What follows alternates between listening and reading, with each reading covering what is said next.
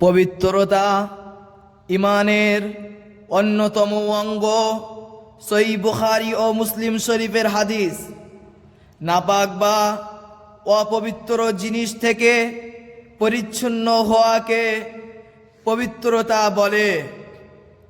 পবিত্রতা সাধারণত তিন প্রকার: এক, শরীরের পবিত্রতা; দুই, অন্তরের পবিত্রতা; তিন, মালের পবিত্রতা। অজু ও গোসলের দ্বারা শরীর পাক করাকে শরীরের পবিত্রতা বলে। অন্তরের হিংসা ও কলুষ ইত্যাদি দূর করাকে অন্তরের পবিত্রতা বলে।